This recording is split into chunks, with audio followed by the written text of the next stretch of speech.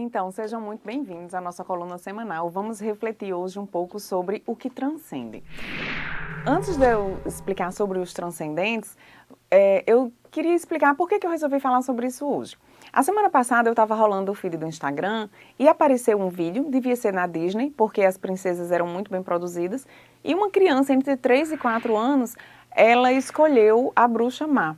E ela abraçava, ela se aninhava no braço da bruxa e ela não queria saber da princesa definitivamente.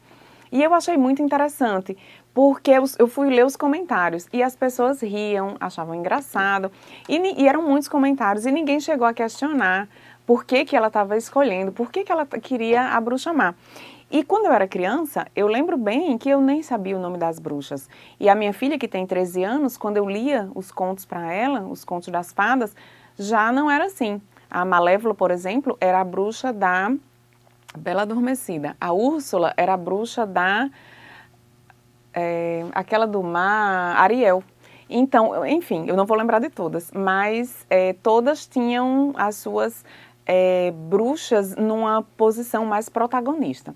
Então eu resolvi conversar um pouquinho sobre o que transcende, os transcendentes. Para a gente entender, a gente precisa entender o conceito. O que transcende é aquilo que vai além, é aquilo que é mais elevado, é algo que ultrapassa os limites, vamos definir assim. E a filosofia clássica, ela entende que que existem 3 elementos transcendentes, vamos dizer assim, vamos classificar dessa forma, que eles são 3. E eles seriam superiores, eles seriam essenciais na constituição do ser. Eles seriam propriedades que ultrapassariam limites na constituição do ser.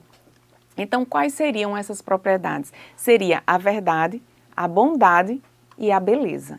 Então, a verdade, você busca pelo conhecimento verdadeiro. E o que é que ela transcende? Ela transcende opiniões superficiais, coisas ditas de forma banal. A verdade, ela transcende isso. A bondade, ela é o cultivo da compaixão, da ética, do relacionamento com o próximo. E o que é que ela transcende? Ela transcende o egoísmo, ela transcende a indiferença ao seu irmão, a quem está do seu lado. E, por fim, não menos importante, a beleza.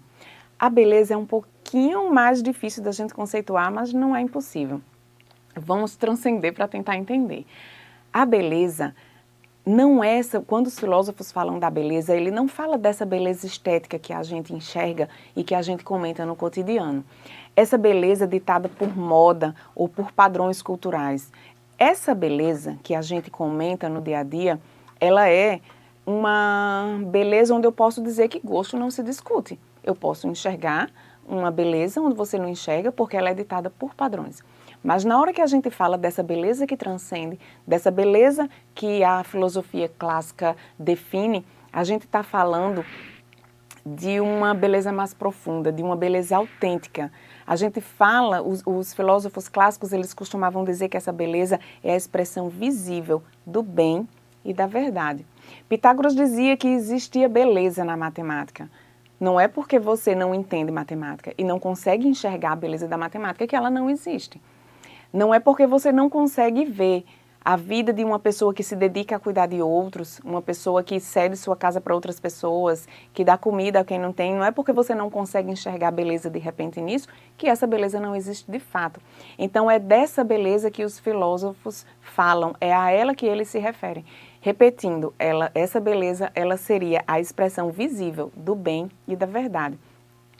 Então, quando você tem a verdade, a bondade e a beleza como indissociáveis, e você pensa nela na formação do indivíduo, eu volto lá para o vídeo que eu vi, e aí eu compartilho com vocês.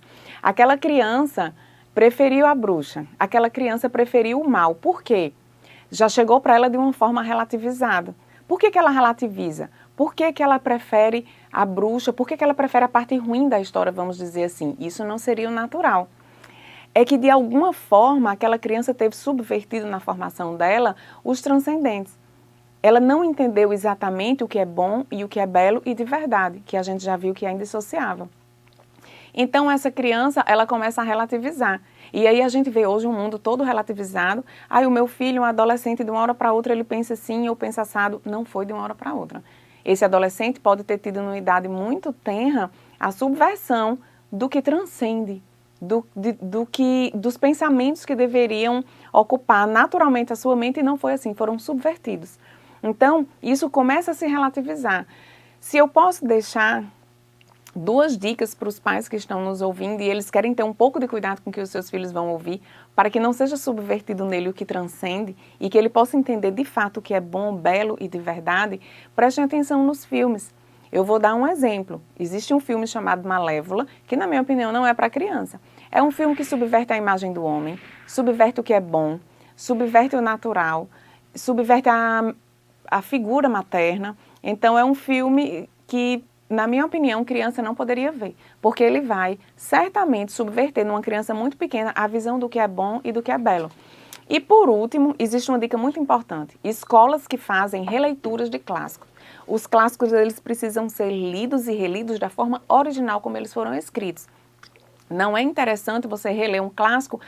O clássico, geralmente, ele vai falar sobre obediência, sobre honestidade, vai ter uma moral, aquela história. E quando esses clássicos são relidos, normalmente vai-se a cosmovisão de quem está lendo aquele clássico, que já pode ter um de seus transcendentes subvertidos. Então, quando você vai numa escola que ela diz, nossa escola relê os clássicos, fique atento, não necessariamente isso vai ser bom. Eu diria até que isso não é bom. Procure saber quem vai reler esses clássicos e o que vai ser dito para as crianças, porque muito provavelmente os transcendentes podem estar sendo subvertidos e essa criança passa a relativizar muita coisa que no dia de hoje se relativiza e que não deveria, como a percepção do que é bom, do que é belo e do que é de verdade. Começam a existir as verdades objetivas, aquelas verdades que são verdades só para aquele grupo ou para aquela pessoa. O imaginário do seu filho é precioso e ele ajuda a formar parte da personalidade dele. Não deixe que qualquer pessoa conte qualquer história de qualquer forma para o seu filho. Seja ativo, converse com ele, conte histórias onde ele possa saber exatamente o que é bom, belo e de verdade para a vida dele.